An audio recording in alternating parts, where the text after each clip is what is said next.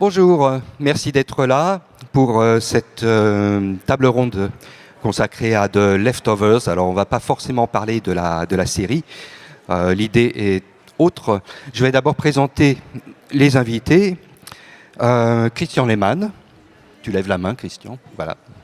Médecin depuis 84 et désormais retraité, et oui, ça arrive à des gens très bien, et auteur de romans avec notamment la trilogie No Pasaran, le jeu. Tu interviens souvent pour défendre les assurés contre la réforme de la Sécu, par exemple, et tiens un blog à Libération depuis mars 2020 sur le Covid pour alerter l'opinion concernant l'effondrement du système de santé français. Depuis, le blog est hébergé sur ton site personnel. Nicolas Martin, tu es journaliste et producteur de radio, animant sur France Culture et entre autres programmes l'émission Les méthodes scientifiques de 2016 à 2022. C'est bon. En 2020, tu animes un podcast radiographie du coronavirus et tu as commencé par des études de littéraire, je précise, et tu as enseigné et tu es également écrivain et réalisateur. Stéphanie Simon, tu es romancière tu es chercheuse en immunoanalyse et pharmacologie au CEA et responsable de services et de laboratoires dans lesquels sont organisés les protocoles de diagnostic de maladies infectieuses. Tu as également été coordinatrice du programme de lutte contre les menaces terroristes et notamment le bioterrorisme. Claire North. Tu es romancière de fantasy sous le nom de Kate Griffin et de SF. Alors désolé, on a dû te présenter maintes fois de cette manière, mais voilà, tu as commencé très tôt puisque tu publies ton premier roman à l'âge de 16 ans et encore il avait été écrit à l'âge de 14. Pour en citer un, 48K est une dystopie terrible dans laquelle l'argent a pouvoir sur tout, y compris sur les lois. En fait, une caricature de notre monde et une alerte sur son évolution. Not from a Burning Age, qui n'est pas encore traduit en français, si mes informations sont exactes, est un roman dystopique qui se passe après une catastrophe écologique. Alors, commençons d'abord par finalement l'intitulé de la table ronde, à savoir The Leftovers. Alors, je pense qu'un certain nombre de personnes ont vu la série. Damon Lindelof, le créateur de la série, était déjà connu pour avoir notamment créé la série Lost et pour avoir plus récemment travaillé sur celle de Watchmen, de l'adaptation donc de la bande dessinée d'Alan Moore. Il a une approche assez originale, je trouve, notamment de laisser toujours planer un certain doute et de ne pas être forcément très explicite concernant la nature même de l'incident déclencheur. Ce qui fait que, par exemple, quand on regarde The Leftovers, en tout cas pour les premiers épisodes, on hésite entre une lecture de science-fictionnisme ou de fantastique ou voire métaphysique. C'est très intéressant parce qu'il y a cette double lecture qui est toujours permanente. J'aimerais d'abord demander à chacun d'entre vous la manière dont vous avez reçu cette série. Ok, on commence par la gauche. Non, bah ouais. Et oui, c'est très juste ce que tu dis. Moi, ce qui est intéressant avec The Leftovers, c'est qu'il m'est arrivé exactement ce que tu décris. C'est-à-dire que la première fois que je l'ai vu, alors contrairement à beaucoup de gens, moi je trouve que Lost est une grande série et même si elle est discutable sur la fin, je trouve que c'est une série qui a fait beaucoup de bien à l'imaginaire science-fictionnel, à l'imaginaire fantastique, même si il y a évidemment des défauts et des dérives, mais enfin je trouve que c'est une série qui est malgré tout remarquablement écrite. Et quand je vois The Leftovers, en fait, il y a un malentendu avec cette série, puisque je vois ce pitch qui est de dire, voilà, et puis surtout avec cette intro incroyable, hein, avec la scène du supermarché, le caddie et tout, où 2% de la population disparaît, et je m'attends à quelque chose qui ressemble à Lost, c'est-à-dire finalement à un récit de science-fiction où on va se dire mais qu'est-ce qui s'est passé ? Or, ça n'est évidemment pas du tout en fait le postulat de la série, c'est un malentendu volontaire et du coup au bout des premiers épisodes, je me rends compte que ça part complètement ailleurs et en fait je me dis bon, il m'emmerde, il va pas me refaire un sous Lost ou je laisse tomber. Et puis, il y a pas mal de gens qui me disent « Bon, tu devrais réessayer. » Et puis, j'ai une passion pour Max Richter, pour cette musique très entêtante. Enfin, et du coup, je retente. Et je retente en laissant tomber cet a priori-là. Et il s'avère par ailleurs que c'est les moments où mon père est en train de mourir. Et d'un seul coup, je vois tout de suite m'apparaître, mais avec une clarté glaçante, que cette série ne va faire que parler de la disparition, de celle que je suis en train de vivre, et de ce que c'est que de vivre avec un disparu. Et là, je plonge complètement dans le récit. D'où le titre, d'ailleurs. Voilà. Oui, bien sûr, tout à fait. Et du coup, je plonge en immersion, presque en apnée dans cette série, et je vois le chef-d'œuvre que c'est, le chef-d'œuvre narratif, dans le sens où c'est exactement ce qu'on attend des récits d'imaginaire ou science-fictionnels, c'est-à-dire d'utiliser un cadre, un univers qui relève du merveilleux ou du surnaturel pour parler de l'intime. C'est l'extime et l'intime, et pour aller au plus profond, finalement, de nos blessures, de nos tristesses, de nos impossibilités de vivre. Et voilà. Et du coup, voilà, je trouve que aujourd'hui, The Leftovers, c'est pour moi peut-être l'une des plus grandes séries qui a été écrite dans le domaine de l'imaginaire, alors que c'est pas forcément une série facile et que c'est pas forcément une série qui parle vraiment d'imaginaire. Christian ? Moi, c'est un ami qui m'en a parlé récemment et qui m'a dit qu'il fallait que j'essaye, sinon je n'y serais pas venu, parce que j'avais l'impression que le contexte qui m'apparaissait religieux derrière la série, avec la grande disparition, The Rapture, c'était vraiment un truc dont j'avais pas envie d'entendre parler. Et quand j'ai commencé à la regarder, il y a quelques mois, ça a fait écho avec ce que nous avons tous en tant que société vécu avec le Covid, que donc j'ai chroniqué, que je chronique toujours dans Libération depuis mars 2020. Et dans ce super bouquin, dans les résonances de The Leftovers, il y a cette petite chose que j'aimerais citer qui vraiment reprend ce que je pense. The Leftovers, au travers de la soudaine disparition, parle de ces pertes brutales. Impossible d'enterrer les corps, toutefois, ni de faire le deuil sans plus d'explications. L'expérience est collective, mondiale, comme une forme de syndrome de stress post-traumatique généralisé à tous les individus. Dans la plupart des cas, il s'agit d'un écrasant sentiment de culpabilité qui peut amener à un début de dépression, voire à des idées autodestructrices. Que se passerait-il si la majorité de la population mondiale expérimentait en même temps ces syndromes intenses de stress psychologique ? Et si ça m'a parlé, c'est parce que je pense que le Covid a été une expérience mondiale non seulement j'ai envie de dire virologique, une pandémie, mais qu'on essaye d'oublier trop rapidement la manière dont ça nous a impacté psychologiquement.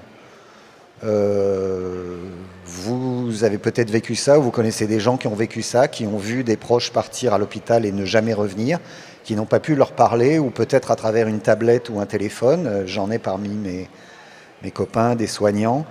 On pourrait dire, finalement, ça n'a tué que 0,5% de la population. C'est suffisant pour avoir un effet majeur, je pense, sur l'ensemble des survivants. Et si j'en ai parlé à Olivier, si j'en ai parlé à Jeanne, si j'ai dit j'aimerais bien qu'on fasse quelque chose sur Leftovers, c'est parce que d'une certaine manière, et alors que le virus est toujours là, je pense que nous sommes les leftovers du Covid.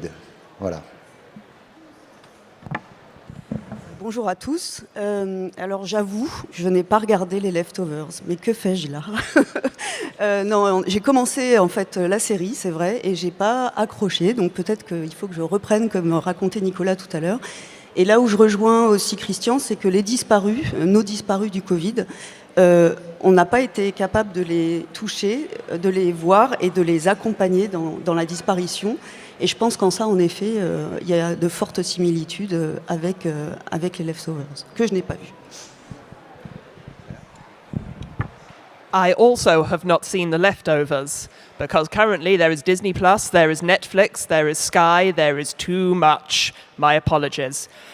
If you are enjoying this in French, thank you to the translators who are making this happen.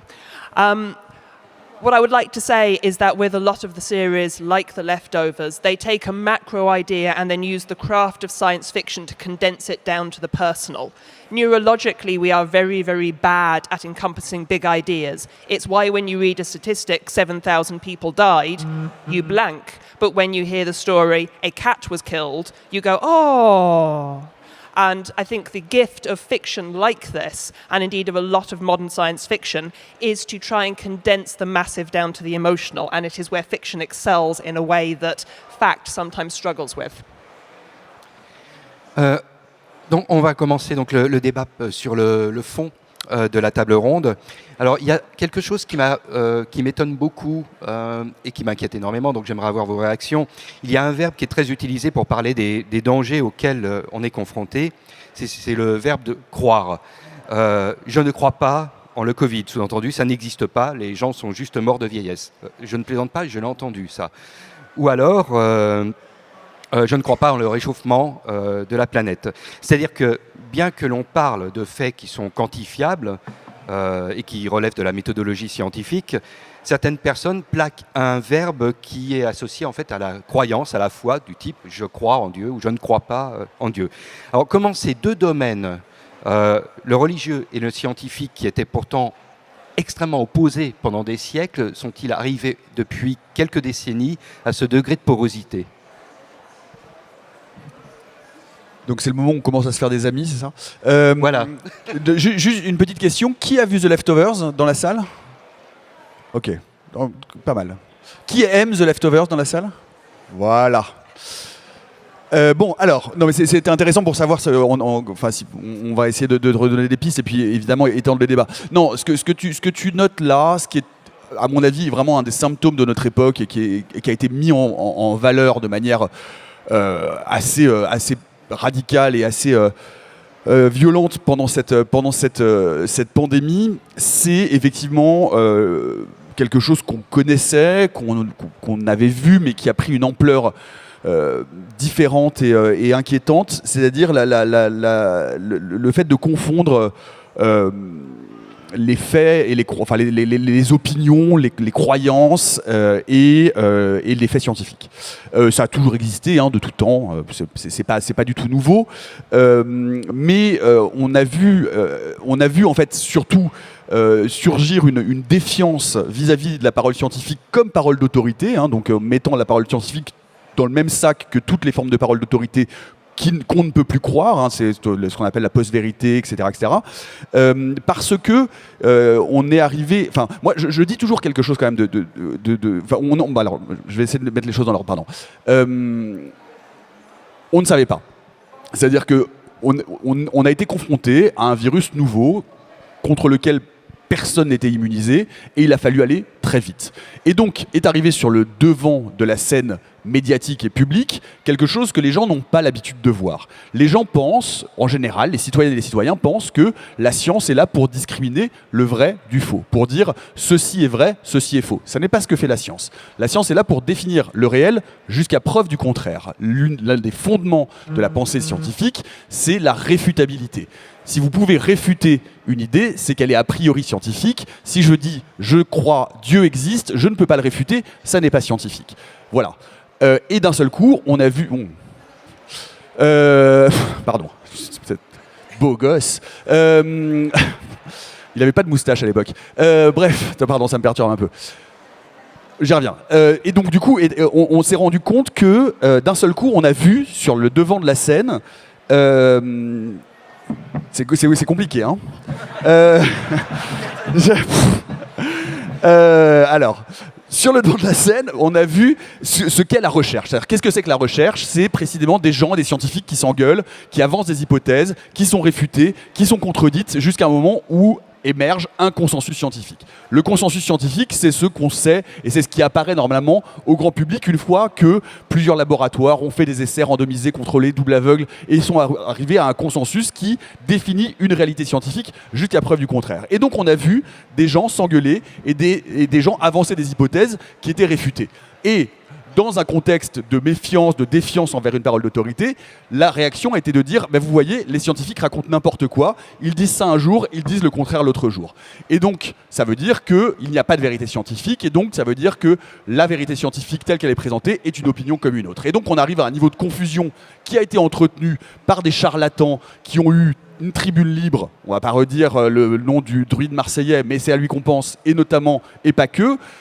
Moi, j'ai des souvenirs quand même assez cruels quand Luc Montagnier, ex-prix Nobel, est venu sur les plateaux pour raconter que le Covid avait été manufacturé à partir du VIH, ce qui était absolument n'importe quoi. Mais Luc Montagnier racontait globalement n'importe quoi depuis 20 ans.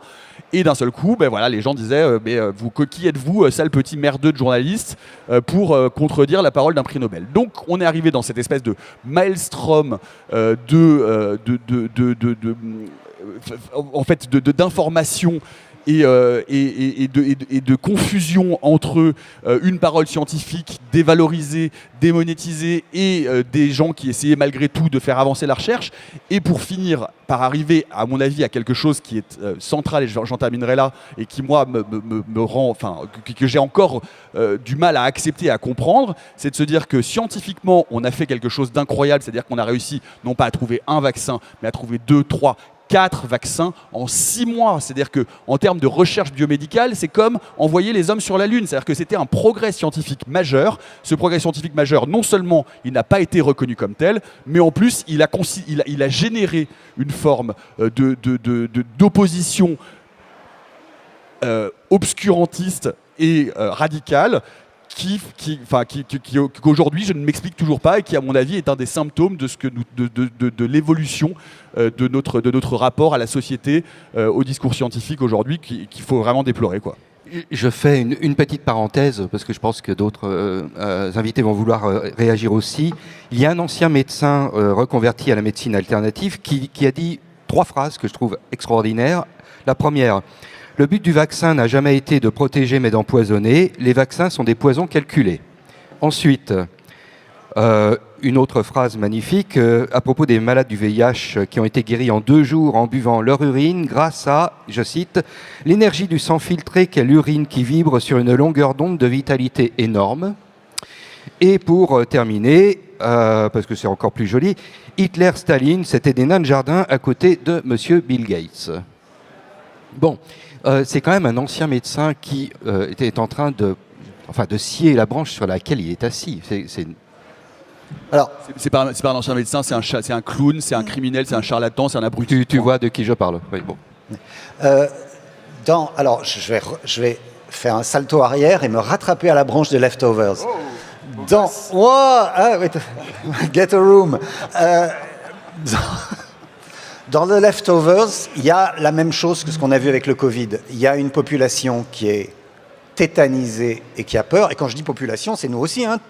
Moi, je ne savais pas, quand je rentrais chez moi le soir, si j'allais pas amener le virus à ma famille. C'est-à-dire, j'arrivais en bas, je me dessapais, je foutais tout dans un sac en boule que je mettais à la machine, et je montais sans croiser ma femme et mes enfants pour me laver pendant 3 quarts d'heure dans la salle de bain avant de sortir. Donc je ne dis pas, vous aviez peur. On était tous terrorisés. Moi, j'ai créé un Covidrome, et je me souviens quand j'ai demandé aux collègues médecins, parce qu'on voulait protéger l'hôpital près de là où on était, on disait, si à l'hôpital tout le monde arrive en même temps, ça va être une cata. Donc on a créé un grand hangar dans lequel on recevait les gens. J'avais l'impression d'être Jeff Goldblum dans un film de science-fiction américain où le président lui dit « mais lui, il est pas con, on va lui truc ». Donc je disais aux pompiers « on va mettre ça là, en me disant « à un moment, ils vont se rendre compte que je suis un charlatan complet ». Mais il se trouve que ça a fonctionné. Mais tous les copains qui sont venus travailler, les médecins, les infirmiers, les trucs, ne savaient pas s'ils se mettaient en danger en arrivant là. Donc on était dans cette peur, et comme tu l'as dit, les informations changeaient parce que de jour en jour, on agrégeait des choses. Si vous avez regardé une autre série, Urgence, que j'ai adoré dans Urgence, c'est voir des médecins, des savants, des gens qu'on aime bien, le docteur Green, le docteur Ross, etc., s'engueuler comme du poisson pourri sur la manière et le protocole pour soigner un patient. Mais s'engueuler honnêtement, en disant « moi je pense que vu son rein, on ne peut pas lui donner ça, mais si tu sais bien que si on passe les 48 premières heures, etc. » Ça, c'est l'honnêteté. La malhonnêteté, c'est de dire « ça passe par les mains et je suis l'élite ». Voilà. Mais si vous dites « ça passe par les mains et je suis l'élite » et que tout le monde vient vous voir à Marseille comme si vous étiez le druide Panoramix, comme vous ne changez jamais d'idée et que vous gardez votre mensonge de départ, vous allez agréger des gens qui n'ont pas besoin de la vérité ou de la réalité, qui ont besoin d'un roc. Même si ce roc, c'est un récif sur lequel ils vont s'effondrer. Donc, ce qu'on a vu, c'est ça. Il y a des gens... Une autre série, Game of Thrones. Dans Game of Thrones, Littlefinger dit, qu'est-ce que c'est le chaos? Chaos is a ladder. Le chaos, c'est une échelle pour ceux qui veulent bien le monter, qui ne s'arrêtent pas à la vérité, qui ne s'arrêtent pas à la fraternité, qui ne s'arrêtent pas à la loyauté, qui veulent arriver en haut du pouvoir. Et dans The Leftovers, il y a des sectes. Il y a Saint Wayne qui touche les gens pour leur faire partir leur souffrance. Il y a les coupables survivants. Ils sont terrifiants, mais ils ont trouvé un mode de fonctionnement en interne où ils agrègent des gens qui sont paumés. Et je pense que c'est ça qu'on a vu. Si je peux compléter un peu, ce qui était important, je pense, pendant la crise Covid, c'est qu'on avait une dose de stress et d'anxiété qui était maximale. Et je pense que tout individu, et c'est le mécanisme du cerveau qui veut ça, cherche à minimiser en fait le degré de stress, l'incertitude, et donc pour ça utilise tous les moyens possibles. Donc le déni, la croyance en font partie, je pense, pour pouvoir diminuer ce niveau de stress, ce qui a permis et engendré tout ce qu'on a pu voir. Ensuite, pour l'avoir vécu de l'intérieur, ce qui était compliqué aussi cette période, c'est que finalement, quand ce virus est arrivé, on n'en connaissait à peu près rien. On avait quelques informations qui venaient de la Chine pour les premières études qui étaient déjà faites. Et donc, il a fallu gérer différentes temporalités, c'est-à-dire l'acquisition des connaissances, et donc sur un temps très court. Et ça a été pour ça aussi formidable, parce que je pense qu'on a tous les chercheurs qui étaient impliqués ont pu emmagasiner de la connaissance rapidement. Mais ça va de pair avec ce que vous disiez, c'est-à-dire que les informations peuvent être contradictoires. Tout n'est pas validé, vérifié. Et cette temporalité est très différente. Donc l'acquisition des connaissances est très différente de la science, qu'on pourrait appeler la science, c'est-à-dire avec des faits, des faits acquis, validés par les pairs, revus, etc. Et je pense que c'était aussi quelque chose qui a joué beaucoup pendant la crise, c'est que ces informations contradictoires ont pu donner de l'espace pour pouvoir croire ou ne pas croire, ou être dans le déni des informations. Je pense que c'est quelque chose qui a été aussi très important. Après, juste pour revenir sur le vaccin ARN, c'est vrai qu'il a été pas bien reconnu au moment du développement et de son déploiement. Il a été réhabilité d'une certaine façon par la remise du prix Nobel début octobre, là, prix Nobel de médecine et physiologie sur les vaccins, l'utilisation de l'ARN messager dans les vaccins. I would like to pick up on the fact that we are hitting on scientists right now and saying, well, scientists struggle to communicate this. Scientists in the UK were not doing most of the communication. Our politicians were. And the way our politicians communicated was going by whiff, waff, it'll be fine, we'll just shake each other's hands. There was a massive failure of political leadership. And what the political leadership tends to do is say, look at the scientists, they're giving us bad information. While science and truth, such as it is filtered through people like Boris Johnson or worse, Donald Trump, who spent the entire pandemic going, just drink bleach, I believe it, of course there's going to be chaos. And I think we have to hold the political establishment to account for the failure to communicate facts and reality. We also have to hold the social media algorithms to account. For every 99 scientists going, climate change is real and vaccines work, there's one person saying, drink your urine and burn that petrol. And that's the voice that gets amplified by the algorithm, because the algorithm picks up on your outrage. Every time you respond to that going, that's the stupidest thing I've ever heard, that message gets boosted and amplified and makes it then harder to communicate the truth. Ouais, je veux juste réagir. Ce que dit Claire est très très juste. C'est-à-dire qu'on est face à un système de communication d'information qui privilégie la radicalité et qui privilégie l'antagonisme. Et ça a joué un rôle désastreux, mais pas uniquement les algorithmes Twitter. Malheureusement, encore une fois, il y a aussi là-dedans, par manque de culture scientifique, par volonté de vendre plus cher de la publicité. N'oublions pas que c'est le moteur des chaînes d'information privées et que quand on va recevoir Didier Raoult, non pas en plateau, mais dans son bureau à Marseille, déjà on dit quelque chose de compliqué, et qu'en plus, derrière, on fait des grosses audiences et donc on vend plus de pubs. Je veux dire, il faut savoir que c'est quand même ça, la mobilisation initiale, puisque après la fameuse étude pourrie sur l'hydroxychloroquine, tout le monde a dit c'est quand même pas très très sérieux cette histoire, mais ça n'a pas empêché le président de la République d'aller lui serrer la paluche, et c'est ça qui a vraiment tout commencé à provoquer en termes de représentation. Je veux dire, on voit bien, j'avais fait une émission La méthode scientifique où On voit bien que sur le fin de partie pour la Covid, ça l'avait boosté un peu en visibilité, mais le début de l'affaire Raoult, c'est la visite de Macron à Marseille. Donc ça veut dire qu'il est validé par les autorités politiques, par des journalistes peu scrupuleux de la vérité scientifique, mais plus scrupuleux de l'audience et du prix de l'encart publicitaire. Ce que je voulais dire par rapport à ce que disait Christian, et pour répondre aussi, parce que évidemment qu'on était dans cette angoisse collective qui était extrêmement prégnante, qu'on voyait des gens partir, qu'on avait peur pour nos proches. Ça me fait penser, parce que c'est aussi ce dont parle The Leftovers, un petit livre que j'adore de Stig Dagerman qui s'appelle « Notre besoin de consolation est impossible à rassasier ». Nous avons besoin d'être consolés. Nous avons besoin, et il est plus facile d'accepter une vérité simple, même si elle n'est pas tout à fait honnête, qu'une vérité complexe qui va demander plus d'efforts. Quand il y a quelqu'un qui arrive et qui dit « fin de partie pour la Covid », on a envie de le croire. On a envie de le croire parce qu'on est stressé, parce que c'est un message simple, qu'il est facile à intégrer, et que si ça fait une petite clé de bras à la vérité, c'est pas très grave parce qu'on est apaisé, on est tranquillisé, et c'est d'autant plus insupportable que ça joue sur ce besoin de consolation absolue, constant, éternel, qui est le nôtre en tant qu'espèce humaine. Et on a besoin d'être consolé, parce que sans consolation, à ce moment-là, qu'est-ce qui reste derrière? C'est l'abîme, c'est le vide, c'est la perte, c'est l'absence, et c'est insupportable. Pour revenir sur ce que disaient Claire et Stéphanie, quelques faits.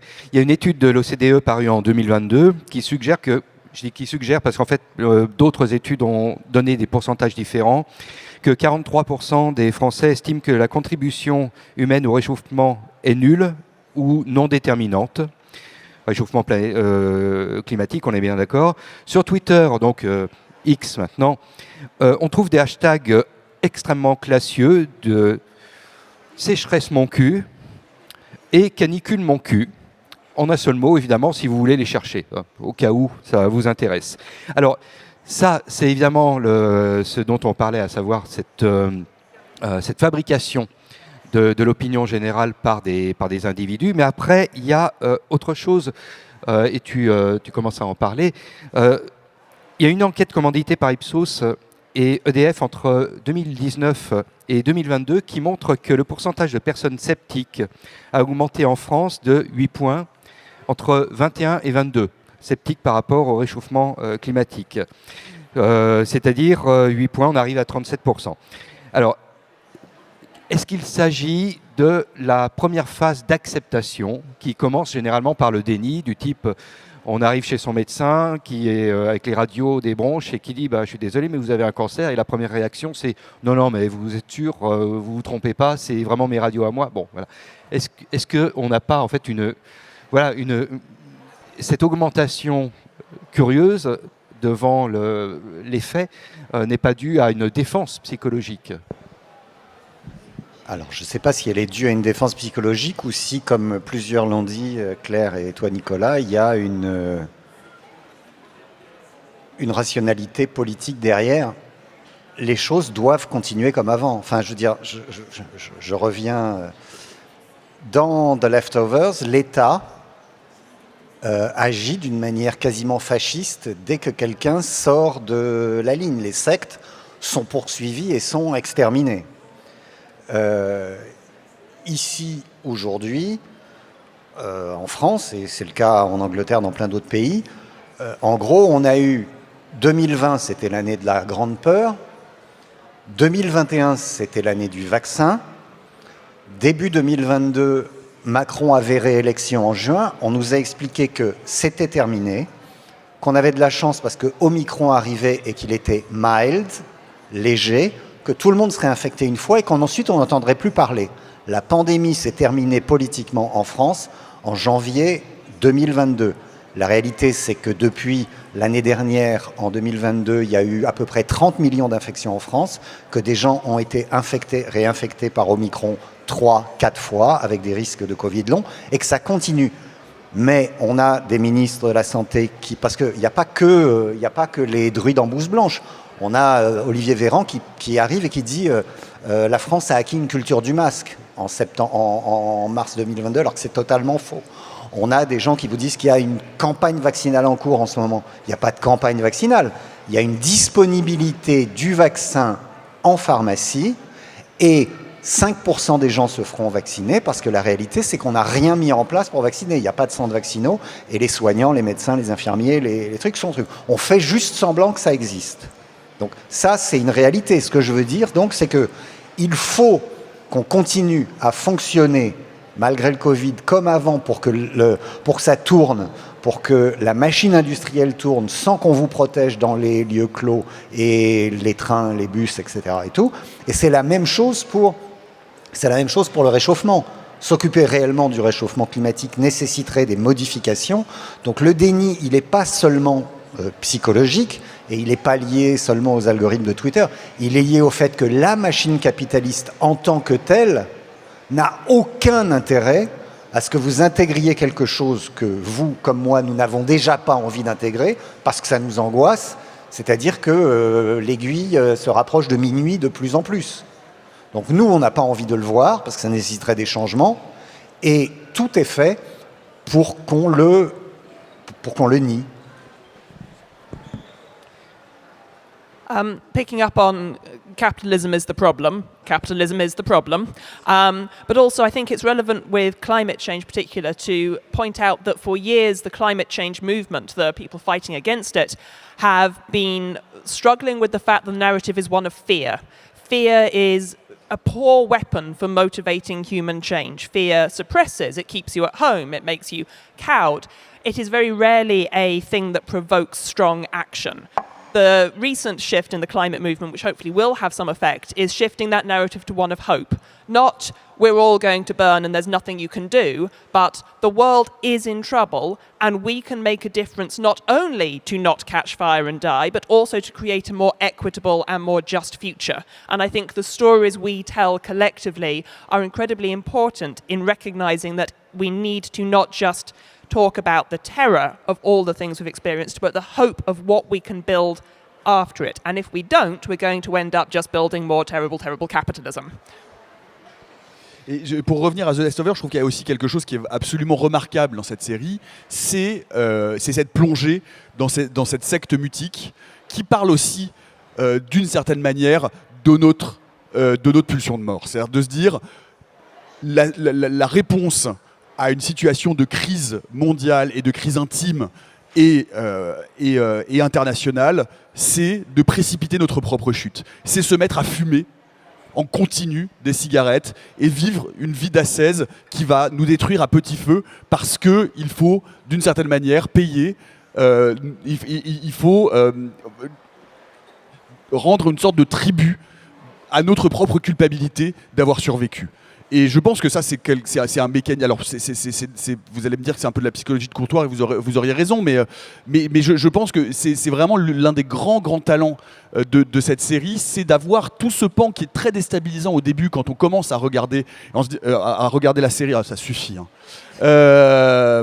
Et qu'on se demande vraiment qu'est-ce qui se passe, où ça va et quel est l'enjeu dramatique ou narratif du passage de Liv Tyler dans cette secte et de ce personnage absolument génial joué par Anne Dodd qui joue aussi dans La Servante écarlate et qui est absolument glaçante et qui va devenir en fait la principale antagoniste de la série. Mais en fait c'est là où on voit la qualité d'écriture, la qualité narrative de cette série, c'est dans la finesse de cette représentation de nos propres pulsions de mort et de nos propres qui sont vraiment générées par cette culpabilité du survivant. Et ça, je trouve que c'est vraiment très très juste, très fort et très dur. Je vais donner encore quelques autres chiffres. Les dérives sectaires, on le vend en poupe depuis 2020. Évidemment, la date n'est pas choisie au hasard. Une hausse de 33,6% entre 2020 et 2021 selon Miviludes, donc la mission interministérielle de vigilance et de lutte contre les dérives sectaires. Et alors, ce qui est intéressant, c'est qu'une importante proportion est liée au secteur de la santé, par le biais de traitements plus naturels, mais d'une efficacité souvent à démontrer. Pour quelles raisons la médecine conventionnelle a d'une certaine façon perdu une partie de son aura? À cause de Christian Lehmann. Bah, il exerce plus. Non, avec des... Mais il y a une raison à sois ça. loué. Il y a une raison à ça. Et tout est lié. Vous croyez que c'est... Mais non. Tout est lié et inversement. Demandez à Didier Raoult. Il sait, lui. Le problème de la médecine, c'est aussi le capitalisme. C'est-à-dire que beaucoup des gens qui tiennent un discours alternatif sur la médecine ont quand même l'intelligence ou la ruse de pointer les écueils ou les failles. C'est-à-dire que il y a tout un tas de gens qui ont appris l'existence de Big Pharma, du Vioxx, des problèmes médicaux en 2020 et qui ont considéré que, par exemple, des gens comme moi, on était certainement dans la paye de l'industrie pharmaceutique puisqu'on était contre l'hydroxychloroquine et pour le vaccin. Ce qu'ils ne savent pas, c'est qu'il leur suffirait de regarder ce que j'ai écrit, moi et les autres, depuis 25 ans avec la revue Prescrire, pour voir qu'on s'est tapé l'industrie pharmaceutique pendant 25 ans. Mais eux, d'un seul coup, ils ont une tête de gondole. Raoult qui leur dit « Moi, je suis là avec mes apôtres comme Douste Blazy, rincé par le laboratoire Servier depuis qu'il a de l'hydroxychloroquine qui lui coule du nez. » Mais il était soudain un grand combattant contre Big Pharma, mis en avant dans Front Populaire de Michel Onfray. Alors que ce type a des casseroles derrière, comme s'il était marié 4 fois par jour.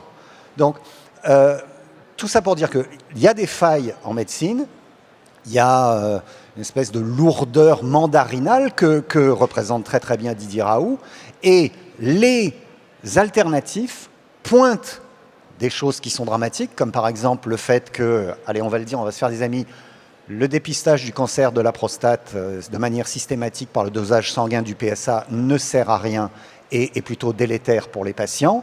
L'inventeur du PSA, c'est-à-dire l'antigène spécifique prostatique, qui est américain, 20 ans après, a écrit un livre dans lequel il considère que malheureusement ça a été une faillite scientifique et morale, mais on continue à avoir Octobre Rose en octobre et Movember en disant faites-vous dépister. Ces gens-là sont quand même capables de lire parfois de la littérature scientifique et pointent les erreurs de l'establishment qui ne veut pas en entendre parler. Donc à partir de là, il leur suffit de s'accrocher sur un déni médical ou un scandale médical de tel ou tel laboratoire qui est réel pour pouvoir dire, regardez, je vous ai ouvert les yeux, je vous ai montré, par exemple, que les anti-Alzheimer ne servent à rien et donnent des accidents vasculaires cérébraux. C'est une déflagration pour des gens qui en ont donné ou qui ont vu donner ces médicaments à leur papa, à leur maman, à leur grand-mère, à leur grand-père. Et ils se disent, j'ai trouvé la personne qui va me guider comme Moïse à travers le désert de la médecine. C'est-à-dire que, plus clairement, parce que nous, les petits, les sans grades, les généralistes à 23 € à l'époque, nous n'avons pas réussi à contrer le discours des Raoult, le discours des Douste Blazy, le discours des Montagnier, etc., parce qu'ils avaient le haut du panier, le Nobel, les trucs. Lorsqu'ils ont menti, ça a eu, quand ça a été révélé, des conséquences dramatiques pour l'image même de la médecine. Voilà. Et par rapport à ce que disait Claire aussi tout à l'heure, c'est que ces scandales médicaux ou ces suroccupations de la scène médiatique, c'est ça qui est ensuite relayé et amplifié par les réseaux sociaux, alors que les actions normales, entre guillemets, le sont beaucoup moins. Donc ça prend une ampleur d'autant plus importante. I think I'd also like to add that we don't know what smallpox looks like. We don't really know what TB looks like. We have got very used to a world in which we take for granted the absence of these things. And I think it is hard to invest in being astonished and amazed and excited by the absence of something compared to the visible sight of it. We also live in a world where it is now possible to survive cancer. And we've been in many ways raised to go, you as an individual have agency and can do so much. So when we are met with something which takes away our agency and which we cannot cure and cannot solve, this, I think, runs very contrary to the narrative of the 21st century. We are powerless. We don't have the answer. And it's terrifying. Et pour compléter, c'est très juste ce que dit Claire. Et c'est intéressant parce que le prochain bouquin puisque je suis éditeur maintenant je publie des bouquins de vulgarisation scientifique pour les arènes qu'on va sortir au mois de mars avec Alexandra Delbo et Florent Gouttière. C'est un bouquin sur les médecines alternatives et complémentaires pour essayer de savoir en fait qu'est-ce que c'est que ces différentes médecines alternatives et complémentaires. On peut faire un petit test si on parle de allez, de petite huile essentielle, un tour chez l'ostéo, éventuellement une cure de oscillococcinum avant l'hiver, pour, je sais pas, peut-être de l'hypnose pour arrêter de fumer. On peut faire un test. Qui a déjà eu recours au moins une fois dans sa vie à ce type de pratique? Allez-y. Soyez honnête maintenant. Honnête. Plus. Non, en vrai, tout le monde, globalement. Même moi, il m'arrive de mettre du curcuma dans mon thé au citron en hiver en me disant que ça va booster. Mais prendre de la vitamine C, ça ne sert à rien. Vous en pissez 99,9%. Tout ça, c'est vendu par des pharmaciens. C'est du commerce, c'est du capitalisme, etc. Mais ce qui est intéressant, c'est que alors que on vient de faire une démonstration extrêmement puissamment scientifique, d'être capable de construire plusieurs vaccins à partir d'une nouvelle technologie en 6 mois, alors qu'aujourd'hui, dans la lutte contre le cancer, on arrive à des taux de rémission à 10 ans qui sont presque d'un cancer sur 2. Je veux dire, alors qu'aujourd'hui, on a réussi quasiment, définitivement, presque à endiguer l'épidémie de VIH. La médecine n'a jamais été aussi puissante. Et il y a évidemment des apories. Les maladies neurodégénératives, pour le moment, c'est une impasse, on n'y arrive pas. Croyez bien que ça cherche. Croyez bien que le premier labo qui va réussir à trouver la molécule qui va permettre de stabiliser ou de ralentir les maladies neurodégénératives, il va se faire des couilles en or, pour le dire un peu vulgairement. Donc croyez bien qu'il y a des efforts de recherche qui sont déployés. Et pourtant, ces médecines alternatives et complémentaires, on n'a jamais eu autant recours à ça. Croyez-moi, quand on commence à regarder, on en voit partout. Sur l'aventure des pharmacies pour l'oscillococcinum, souvenez-vous, l'oscillococcinum, c'est des dilutions homéopathiques, c'est-à-dire que vous avez autant de chances de trouver dans une granule homéopathique une molécule active qu'une molécule active dans l'ensemble des océans de la Terre. Donc c'est pour dire à quel point c'est efficace. L'avantage, c'est que si vous voulez faire une overdose d'oscillococcinum, vous risquez à peine une crise de foie, donc ça c'est moins grave. Mais donc moi, quand je vois dans mes salles d'escalade, je vois partout des trucs de chiropraxie, d'ostéopathie. Vous savez que l'ostéopathie, c'est super d'aller se faire craquer. Bon, déjà, c'est pas vos os qui craquent, ça sert à rien et vous risquez plus d'avoir mal en sortant qu'en rentrant. Ah oui, mais c'est bien quand ça fait mal. Non, c'est pas bien. Quand vous allez chez le médecin, c'est pour être soigné, c'est pas pour avoir plus mal en sortant. L'ostéopathie, au début, c'est créé par un médecin américain qui dit, dont vraiment le socle théorique est de dire le corps humain est comme une machine créée par Dieu. Dans une machine, pour qu'elle fonctionne correctement, toutes les pièces et tous les rouages doivent être à leur place. Et bien dans le corps humain, il en va de même. Il faut que tous les organes soient exactement à leur place. Et comme ça, il n'y a plus de maladies, parce que d'ailleurs, les maladies n'existent pas. C'est qu'elles sont juste provoquées par un petit déplacement du foie, de la prostate, du pancréas, blablabla. Donc c'est du bullshit total. Néanmoins, aujourd'hui, il y a des mutuelles de santé qui remboursent 2, 3 fois, 4 fois par an des consultations en ostéo ou en chiro, qui remboursent de la balnéothérapie, c'est-à-dire que si vous voulez faire une petite cure de balnéo, c'est remboursé par la sécurité sociale, et l'homéopathie était remboursée jusqu'à il n'y a pas longtemps. Et donc, j'en reviens et je vais conclure, je disais tout à l'heure, notre besoin de consolation est impossible à rassasier, et parce que nous sommes des êtres humains, notre besoin d'irrationnel est impossible à rassasier. On a besoin de ces petites pensées magiques. On a besoin de ces trucs dont on sait qu'elles font des petites clés de bras à la vérité et à la réalité. Mais c'est pas grave, parce que c'est comme ça qu'on se console, qu'on se rassure et qu'on se dit qu'on va aller un peu mieux. Bon, moi, le truc sur les Macs, c'est que tant que ça vous fait pas de mal, si ça vous fait du bien, tant mieux. Ensuite, quand on s'appelle Thierry Casasnovas et qu'on a qu'on prescrit des jeunes hyper durs et qui finissent par coûter la vie à des gens qui suivent ces recommandations, ou des ostéos qui font des manipulations sur des bébés de 6 mois qui se retrouvent avec des handicaps à vie, et ben là c'est plus cool et ça devient vraiment dangereux. Donc voilà. Par rapport à cette idée, il y a une question aussi qui me taraude. Bon, on sait que certains gourous religieux ne croient absolument pas en ce qu'ils prêchent ou vendent, ça d'accord, mais est-ce qu'il en est de même avec les gourous médicaux ? C'est-à-dire que quelquefois, quand je les entends et quand je vois leur obstination à faire passer une contre-vérité, je me demande s'ils ne sont pas eux-mêmes bernés par leur propre discours. Il faut demander aux gourous. Je ne gourous. sais pas, ouais. Je pense qu'il y a une... Enfin, je ne saurais pas dire... clairement, certains des confrères qu'on a vu passer à la télévision ont des problèmes psychiatriques lourdissimes, mais je ne suis pas capable de faire des téléconsultations à travers l'écran de CNews. Donc, qu'ils croient à leur propre bullshit, c'est probable à un moment, parce que ce serait... Il y en a peu qui ont l'air d'être des... Je veux dire, des escrocs totalement conscients de ce qu'ils font. Il y en a quelques-uns, mais il y en a quelques autres clairement qui ont un pet au casque grave. Je ne vais pas rentrer dans les détails. Il y a un élément tout à l'heure, on a parlé de la difficulté de la médecine. Le problème aussi, c'est que le système de santé s'est effondré parce que personne au niveau politique n'en a rien à foutre que vous viviez longtemps après la retraite.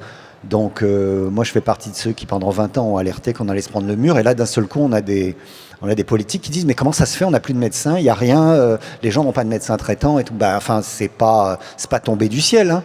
Ça a été voulu. Je le redis, pendant 40 ans, on a considéré qu'un médecin qui s'installait dans une ville était comme un parasite ou une bactérie ou un virus qui allait générer des maladies pour survivre, c'est-à-dire en gros qui allait générer des examens complémentaires, des consultations et créer des faux malades pour survivre. Et donc ce que les économistes libéraux ont dit aux politiques, c'est s'il y a moins de médecins, il y aura moins de dépenses et il y aura moins de malades. Non, en fait, s'il y a moins de médecins, il y aura certainement moins de dépenses, mais au final, les malades, ils vont exister quand même et ils n'auront personne pour les soigner. Ce qui vous arrive aujourd'hui. C'est-à-dire que moi, je travaille toujours en téléconsultation, je travaille en tant que retraité actif, comme on dit, je vois des patients de temps en temps, et ce que je vois aujourd'hui, c'est que moi, médecin, je travaille dans les ruines. C'est-à-dire que on s'habitue, nous soignants, à travailler dans des conditions qui, à 15 ans, nous auraient fait déchirer la blouse et partir dans le désert en hurlant. Mais c'est devenu the new normal. C'est devenu le new normal d'avoir quelqu'un dont on pense qu'il a un cancer, je sais pas, du pancréas, et de lui dire, oui, effectivement, il y a 6 semaines de délai d'attente pour votre première consultation et il y a 1 mois et demi pour l'IRM, mais on ne peut pas faire autrement. Il y a 15 ans, on aurait remué ciel et terre pour que ça soit fait dans les 48 heures. Mais c'est parce que ça aurait été possible de le faire dans les 48 heures. Donc l'effondrement auquel nous assistons, l'effondrement auquel certains d'entre nous refusent de participer parce que vous entendez qu'il y a plein de soignants, il y a plein de médecins, il y a plein d'infirmiers qui quittent la blouse simplement parce qu'ils ne peuvent plus faire face au fait qu'ils doivent faire du tri, de la gestion de la souffrance humaine. Ça ouvre la porte à des gens qui ont des pseudo-techniques et qui sont accessibles immédiatement en vous disant qu'ils vont vous sauver en vous faisant boire leur urine. Stéphanie, en quoi toute cette défiance vis-à-vis de la médecine officielle ou disons la crédulité vers celle alternative peut se révéler dangereuse un jour en cas de pandémie en fait plus importante que celle du Covid ou d'attaque bioterroriste? Excuse-moi, juste... En gros, ce manque de confiance et cette facilité que l'on a aujourd'hui à prendre, soit à ne pas croire les affirmations officielles, soit à suivre des gourous, peut se révéler en fait dangereuse concrètement s'il y a une pandémie plus importante que celle du Covid ou une attaque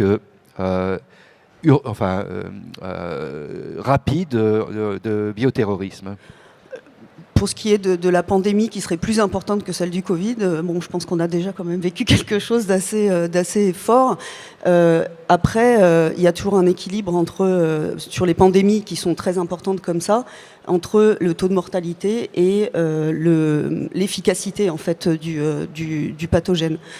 Pour ce qui est du risque terroriste, il peut être lié à des croyances, il est souvent lié à des croyances, on le voit dans ce qui peut être généré actuellement dans les actes terroristes par eux-mêmes. Après, pour le moment, il y a quelques alertes de bioterrorisme, mais finalement ça reste quand même une minorité. Pourquoi ? Parce que la plupart du temps, ça demande quand même une expertise assez importante de pouvoir manipuler des objets biologiques pour en faire un agent pathogène qu'on puisse répandre et qu'on puisse utiliser de façon intentionnelle. Donc on en est encore loin pour le moment. Et je voudrais juste redire quelque chose aussi, je suis désolé, je vais faire mon vieux con militant, mais je l'ai toujours en travers de la gorge quand on parle beaucoup de la pandémie du Covid, notre président, bien aimé ou pas, quand il va avec son ton grave d'élève de cours de théâtre de seconde B dire avec la gravitas sur le visage, de dire que c'est la plus grave crise sanitaire que l'humanité ait connue. Je suis désolé, hein, le VIH c'est encore en cours, l'épidémie du VIH elle a fait 36 millions de morts, et même si aujourd'hui elle est relativement contenue, il y a encore des gens qui crèvent du sida et moi je perds encore des copains. Donc rappelons-nous que voilà, le scénario du pire il est déjà arrivé en fait. Hein. Voilà, faut pas l'oublier non plus. Toutes les personnes, les scientifiques, les médecins qui tentent sur leur blog ou sur les réseaux sociaux d'expliquer et de rationaliser, généralement ne parviennent pas à convaincre ceux qui sont de toute façon convaincus du contraire. Alors au risque de laisser la parole aux victimes convaincues, souvent en plus très agressifs, de l'escroquerie, peut-on estimer que ne pas rentrer dans le débat pourrait faire péricliter naturellement le mouvement de déni de la réalité? En gros, tenter d'expliquer n'est-il pas plus dangereux que de se taire et avec l'espoir que finalement ça s'éteigne tout seul? Ah non, mais si on renonce, on peut pas renoncer, c'est pas possible. Enfin, je veux dire, on peut pas abandonner ce combat-là. Ou alors on laisse tomber et on se barre, en autonomie dans une ferme à élever des chèvres et on se coupe de la civilisation, ce qui est une solution hein, par ailleurs. Mais si on peut pas abandonner cette lutte-là. Elle est épuisante. On est en train de la perdre hein, globalement. Enfin, c'est une lutte âpre. Encore une fois, moi, les souvenirs des messages que j'ai reçus pendant les radiographies du coronavirus, j'avais jamais reçu de vague de haine aussi violente que depuis que j'avais milité publiquement en 2013 pour le mariage pour tous. Il y a quand même des gens qui m'ont, j'ai reçu des menaces de mort sur ma page Wikipédia, des gens qui m'insultaient en me traitant de sale petite pédale gauchiste. Enfin, le niveau de violence a été inouï. Au point tel que j'ai eu besoin de protéger mon copain, enfin je veux dire de faire attention parce que mon adresse circulait, etc. Enfin, les gens voulaient me péter la gueule quand même. Mais il faut continuer à se battre en fait. Enfin, on peut pas abandonner en race campagne et laisser l'obscurantisme et la bêtise gagner. Enfin, je veux dire, ou alors on se fout tous en l'air quoi. Enfin, je sais pas. On peut pas plus abandonner la lutte ou d'avoir une position saine contre l'obscurantisme que contre le fascisme. Et ce qui est bien, c'est qu'on a la conjonction des deux là en ce moment. Non, c'est-à-dire que ce soit sur les réseaux sociaux ou ailleurs, il y a des choses à ne pas faire. C'est-à-dire agresser les agressifs ne sert à rien. Mais je me souviens que quand ça fonctionnait mal au début pour le vaccin, moi sur Twitter, j'avais fait un petit mot, j'avais dit si vous vous posez la question de vous vacciner ou pas, vous ou un membre de votre famille avec des difficultés particulières, etc., et que vous n'êtes pas contre, mais que vous êtes perdu dans les trucs, n'hésitez pas à me contacter en privé, en DM. Et j'ai eu des centaines de demandes de gens. Je suis embêté parce que avec ma compagne on est séparés et pour les enfants on ne sait pas quoi faire. Et ben j'ai répondu à chacune de ces personnes individuellement. Évidemment ça m'a pris des jours, hein, ça a duré vraiment pendant 1 mois et demi. Et en fait les gens ensuite me répondaient 5 jours après. Ah ben on a vacciné, ma maman a accepté, elle a lu vos trucs, etc. Les gens, pourquoi ? Parce que je leur parlais. On n'était pas dans une agora où il y avait des gens qui gueulaient. Je prenais de mon temps de médecin pour leur parler one-on-one, un à un, comme on fait dans un cabinet de médecine générale. C'est-à-dire que un par un, je les amenais à réfléchir. Certains ne se vaccinaient pas, certains se vaccinaient, mais il y avait ça. Donc il est possible de continuer à parler, pas forcément dans une foire d'empoigne. Et j'avoue que je ne m'attendais pas du tout à ce que les gens et l'impression d'avoir créé un lien avec moi personnel qui faisait qu'ils venaient me dire ça y est, j'ai fait la 2e et ça s'est bien passé. Parce qu'ils étaient rentrés dans autre chose. Donc en fait, les gens, on peut les convaincre en leur parlant correctement. Et je disais très très bien aux gens, si vous n'avez pas envie de ce truc, les gens qui m'insultaient, je virais, je dis ça n'a pas d'intérêt. Les gens qui se posent une question, j'ai eu ça comme maladie, voilà. Je suis immunodéprimé parce que j'ai eu un cancer et que j'étais le médicament. Et mon cancérologue me dit de ne pas me vacciner. Mais combien j'en ai eu des comme ça? Ce qui est hallucinant. C'est hallucinant. Parce que la désinformation, elle ne vient pas seulement des escrocs, elle vient aussi des gens qui sont nuls. qui sont des absolues nullités. Combien, je veux dire, pendant 2 ans, la Société française de pédiatrie a expliqué que c'était pas très grave si le Covid passait chez les enfants parce qu'ils passaient pas, ils n'étaient pas contaminants. Ce qui est une aberration totale, mais qui servait le discours du ministre Blanquer. Donc si tu veux avoir une Légion d'honneur, tu sais ce que tu dois faire. Donc, mais ça a été partout. Donc tu ne peux pas abandonner le combat. Mais ne crois pas que le combat soit juste contre les dingues qui se tripotent leur barbe sale et grasse. C'est aussi contre des types qui ont pignon sur rue et qui font partie du mandarinat et qui sont reçus au ministère de la Santé. C'est-à-dire que quand il y a un grand raout si j'ose dire, excellent, en juin 2021 pour remercier les soignants qui ont vacciné et tout, nous qui avons vacciné, on n'y est pas. Mais les directeurs d'ARS, les mecs qui sont dans les tuyaux, qui ont leur cadre, eux, ils sont là-bas. Ils sont là-bas parce que le président doit être entouré de gens qui vont l'applaudir. Et c'est pas nous, les fantassins dans la boue, qui allons l'applaudir. Et on a plusieurs moyens de lutte en fait en fonction de ces expertises.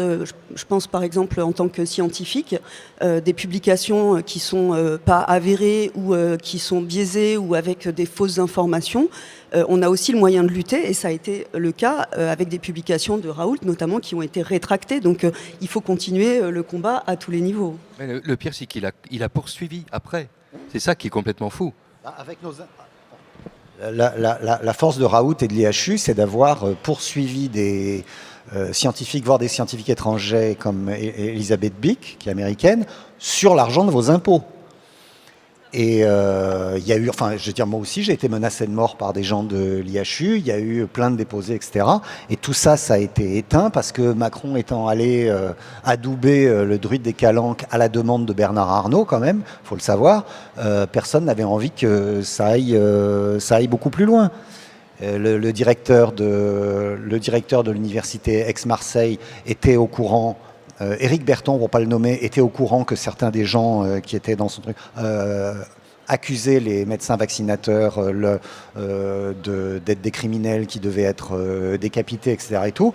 Il n'a jamais rien fait. Et là, récemment, la PHM fait passer un tweet en disant que ils sont vraiment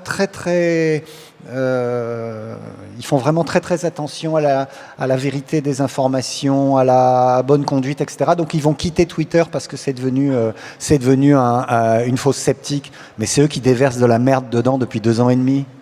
Mais c'est une façon de se refaire.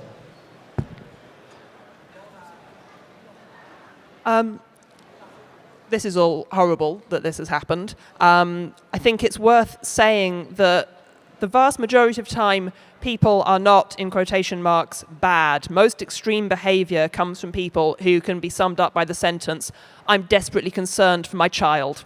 I'm desperately concerned for my parent, my loved one. And that desperate concern and anxiety tends to lead to foul and grotesque behaviours. And it tends to come from that place of, I love and I am anxious. Even in the climate crisis, a lot of people go, I don't want to have to take action because I am desperately concerned that it will destroy my job or it will destroy the future of my child. A lot of vile behaviour comes from love. And I think when you are dealing with people who are not necessarily promoting the conspiracy theories, but are part of it, who are lost to it, your first step is not to turn around and go, how can I shout you into submission? Your first step is to turn around and go, what is it that you are actually frightened of? It's not the vaccine. It might be the government. And there's reasons. Your government may have been horrid. Mine is. Like, it might not be the climate action. It might be you've got instability at work. You have to talk to people as though they are as human as you are. And sometimes it is desperately hard because we live in a time of culture wars where whole segments of society are being dehumanized and told you have to justify your existence. So yeah, it's hard, but you have to approach it from a position of you are also human. C'est super ce que vient de dire Claire, c'est remarquable, elle a absolument raison. Et sans le savoir certainement, c'est le meilleur résumé qu'on puisse faire de The Leftovers. C'est-à-dire que la série parle exactement de ça. C'est vraiment un résumé absolument parfait. Et juste un petit mot à côté, j'aimerais savoir qui a fait l'album photo et ce qu'il a bu avant de le faire. Parce que je veux bien la même chose après la table ronde. Ah bon, bah tu me diras. Bon, bah du coup, on a eu une bonne conclusion, donc bon, on va s'arrêter là, puisqu'il est presque 45, voilà, 44 et quelque chose. Merci beaucoup à tous pour Merci à tous. pour avoir été présents ici.